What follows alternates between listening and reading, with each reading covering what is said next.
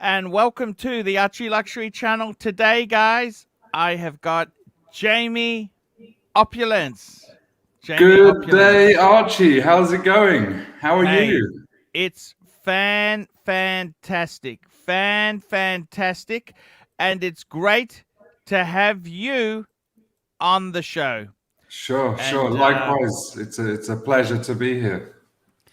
Now, I just wanted to firstly introduce you. Jamie Opulence has come onto a few of my live streams, and you wanted to start your own channel. You really like to share your love for beautiful things with the people, and Sure. that's we want to introduce your channel, the Jamie Opulence channel. Yeah, I mean, look, it's quite simple. I enjoy luxury goods. I think myself and you have had a bit of a connection, not just with watches, but Yeah. even things like the handbags. On a couple of Oh, your that's right. streams, on a Yes. couple of your streams, I found myself at 2, 3 in the morning pulling out 10 of my wife's handbags and Mm-hmm. bringing them on to show and Mm-hmm. tell, in the hope that my missus doesn't get out of bed and come and say, "What the hell are you doing?" Doing. So it seems to be that I do have a natural passion for these things. I don't have any real agenda for where this is going or where it's going to end up. I'm just going down the rabbit hole. I've launched my YouTube channel, and we'll see where Yes. it goes. Hey, that is fantastic. Jamie, I wanted to share my luxury story with you and just give you a bit of an insight and to get, because I've spoken to you as well off air there. Look, my grandparents, so my parents, when they were kids, poverty, they were kind of just very struggling.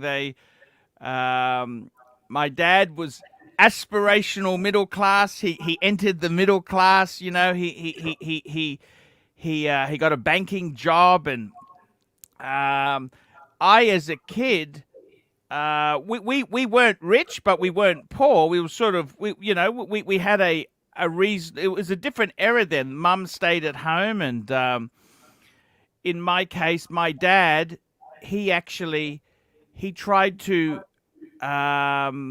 advance through real estate. He actually, it's a funny story. My dad actually, he got a job. He became a lending manager, so he would lend to businesses. So he saw a lot of successful people. This was in the 80s, early 80s, late 70s.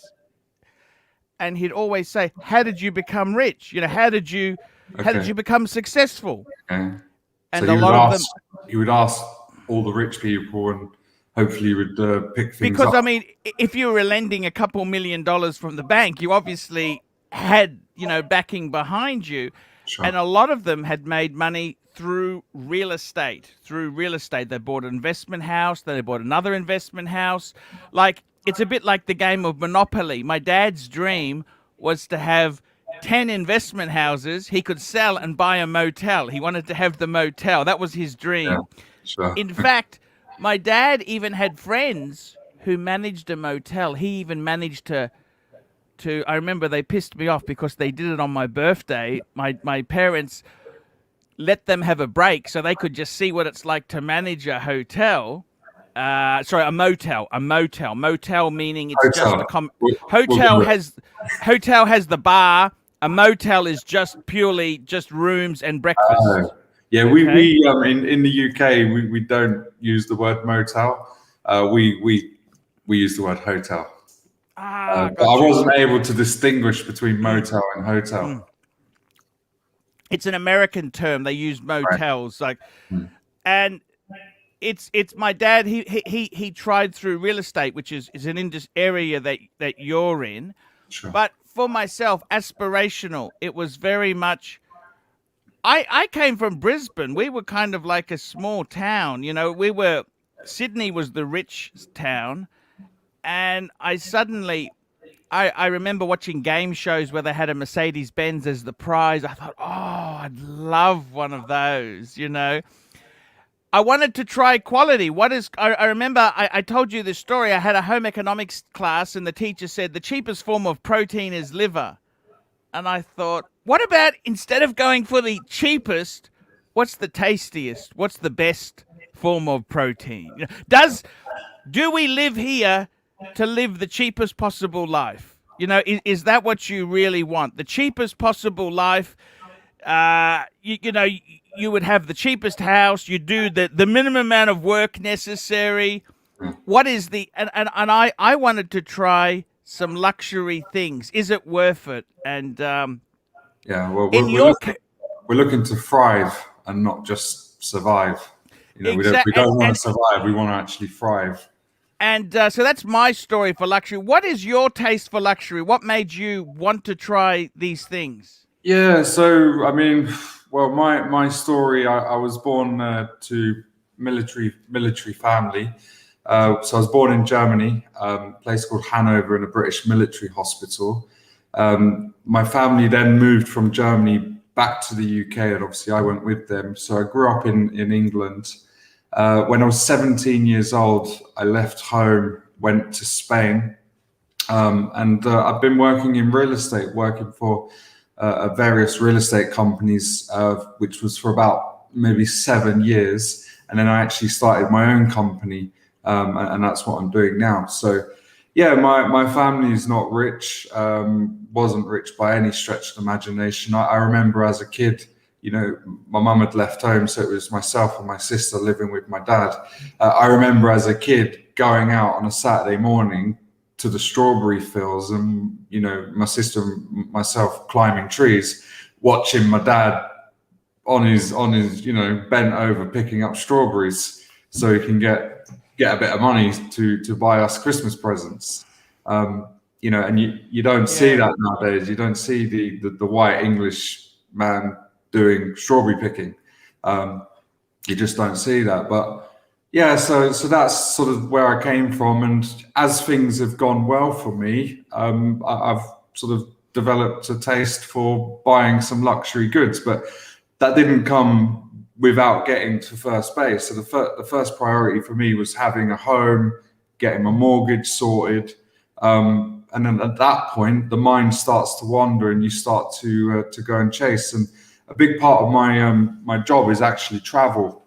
So, when you're coming out of your zone, so to speak, when traveling, you're seeing different cultures, different people, and you're seeing handbags on Asian women, you're seeing watches on American guys, and you sort of, it's like a kid in a candy shop. You're seeing all these things, and you want some. Yes. So that's sort of how it all got in. I mean, the story goes deeper. I was given my first Rolex as a prize back when I was working at a real estate company. So that was kind of the first introduction to watches. But yeah, it's a deep story, and I can't get away from it now. I love luxury goods. Yes.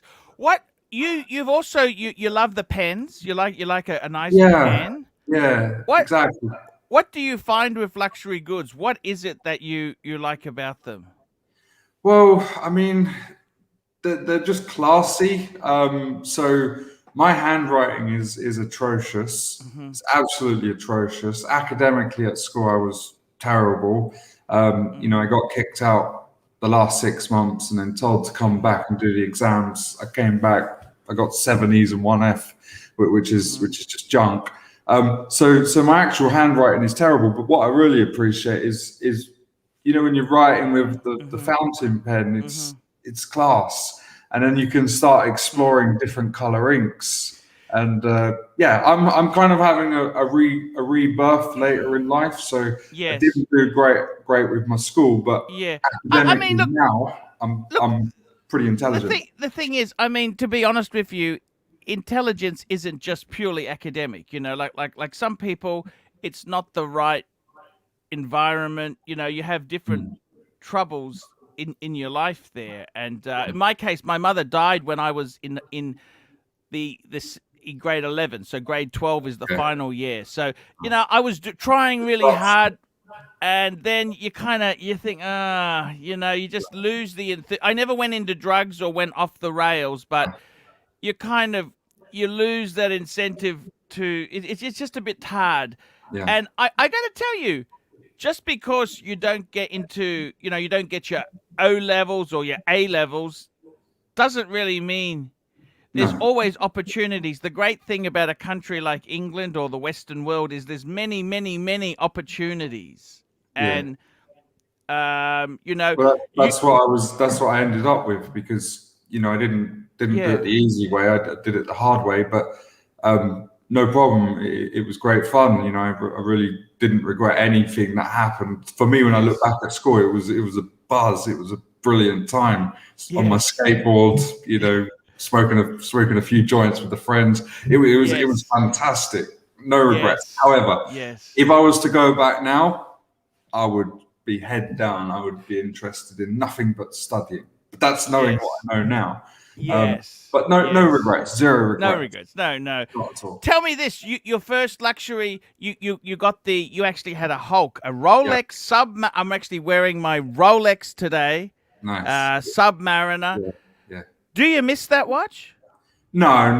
The watch. No, I mean, look. So the story is 2015. Yeah, There was a prize. So the first salesperson in the company to hit a certain figure by a certain date wins that yeah, watch.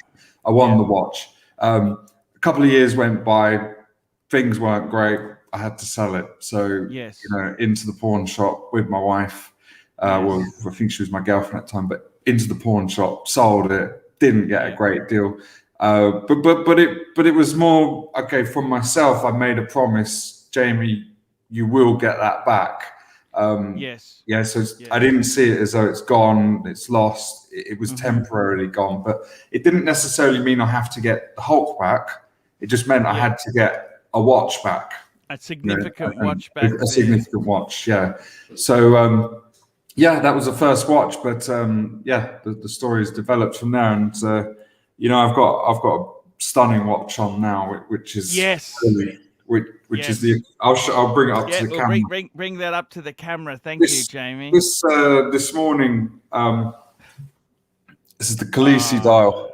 Khaleesi Dial Patek World Time. It's Yeah, just superb, there we go. superb, superb. Yeah, so this, I mean, look, I was having a bit of an emotional moment this morning. I Yes, was sitting on the sofa waiting for my wife yes, to get ready.